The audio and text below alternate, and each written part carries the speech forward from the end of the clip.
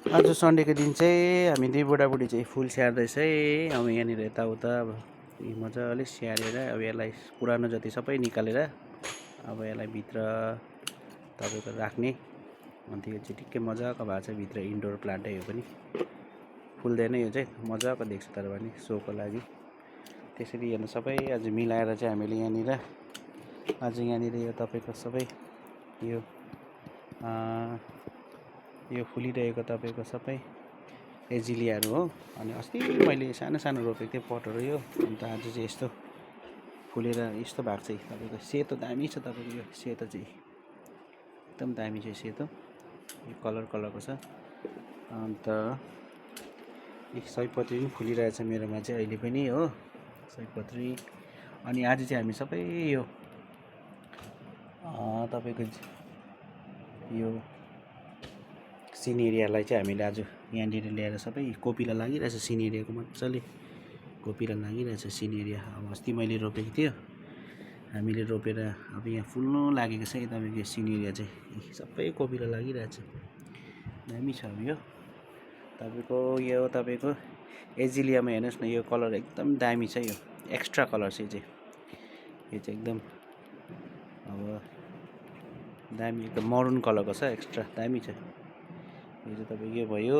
अनि यो चाहिँ तपाईँको क्यालेन्चु हो, यो पनि क्यालेन्चु एकदम दामी छ तपाईँको यो क्यालेन्चु। यो छ त्यहाँदेखि यो फुल्दैछ, त्यहाँदेखि तपाईँको यो भर्खर अब कोपिला लागेर चाहिँ फुल्दैछ। यो चाहिँ तपाईँको यो जिरेनियम चाहिँ सिनेरिया चाहिँ अन्त मजाले फुल्दैछ। अनि चिटिक्कै लगाइरहेको छ झन्डै 50-60 बोट होला हौ रोपेर लगाएको मजाले यसरी। आज चाहिँ सन्डेको दिन चाहिँ सबै छुट्याएर आज यता सारेको। आज यो चाहिँ तपाईँको फुल्दैछ, मिठो कलरको छ, भर्खर अब फुल्नु लागेको छ भर्खर। यो पनि यो कलरको छ, फुल्दैछ।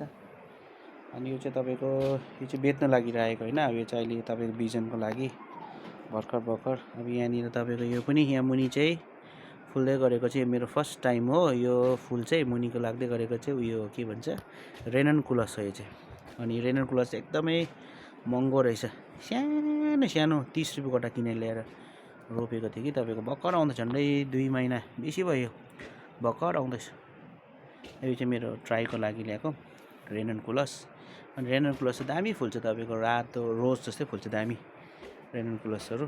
झन्डै मैले 40वटा मगाएको थियो, 40वटामा चाहिँ रेननकुलस चाहिँ अहिले 20वटा जस्तो चाहिँ बाँच्यो होला हौ। अब 600 रुपियाँको चाहिँ मेरो वेस्ट गयो रेननकुलसहरू। यहाँ छ यो हो एजिलिया पनि आउँदैछ। अनि यो रेननकुलस चाहिँ तपाईँको यहाँ ठुल्ठुलो छ, 3-4 बोट चाहिँ। यो चाहिँ मैले अनलाइन मगाएर रोपेको, 12वटामा चाहिँ 4वटा चाहिँ 4-5वटा चाहिँ जाग्यो मेरो रेननकुलस। अरू चाहिँ पानी बेसी भएर मरेछ, दाना ल्याएर रोपेको थिएँ कि। अनि त्यसले आजको सन्डे चाहिँ अब हामीले यसरी फुललाई टाइम दिएको। यति मजाले फुलिरहेछ हेर्नुहोस् न, यसलाई यो यति लोभ लाग्छ तपाईँको। अनि यसलाई मैले मुनिबाट एक्स्ट्रा दामी देख्न लागि चाहिँ काठको रुखको फेद सानो काटेर ल्याएर चाहिँ अनि मजाले यसरी दैलोको छेउमा राखिदिएको नि। यो अब यसरी अब यो चाहिँ छ तपाईँको। अनि यहाँनिर पनि मजाले फुल्दैछ। यो तपाईँको क्यालेन्चु हो। अन्त यो क्यालेन्चु यहाँ छ, यो त मैले 1000 गरेर श्रद्धा फास्टफुडकोबाट किनेर ल्याएको थिएँ मैले। अन्त यो चाहिँ 2-3वटा, अन्त 2टा जस्तो पटमा सारिरहेको छु यो चाहिँ। अन्त यसरी फुल्दैछ भर्खर, तर अब यसलाई चाहिँ किरा लागिहाल्दछ यो चाहिँ। यो पनि मैले श्रद्धा फास्टफुडबाट किनेर ल्याएको, अब यसलाई थुप्रो बनाएको छु, यहाँ थुप्रो बनाएको छु यसरी।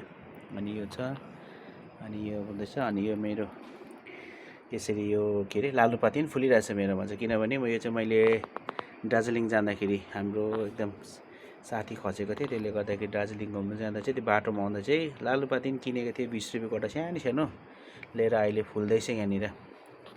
एकदम फुल्नु पुरा साह्रो परिरहेछ यसलाई चाहिँ, मजाले फुलिरहेछ। यो चाहिँ मैले यतै किनेको थियो, तर यो राम्रो भएन। यो चाहिँ मैले ल्याएको चाहिँ यो यसरी। अन्त आज हाम्रो टाइम चाहिँ आज सन्डेको दिन चाहिँ हामी जाडो पनि छ, काम गर्ने जग्गा पनि छैन बाहिरतिर। अनि त्यसले गर्दा भित्रभित्र यसरी फुल स्याहार्दै दुईजना बुढाबुढी यसरी अन्त फुललाई दियो भने चाहिँ यसो मन पनि शान्ति हुन्छ। फुल फुलेको देख्दाखेरि मन पनि खुसी हुँदो रहेछ, शान्ति हुँदो रहेछ। त्यसले गर्दाखेरि यसरी फुल स्याहार्दै बसिरहेछ हामी चाहिँ यहीँ बाहिर।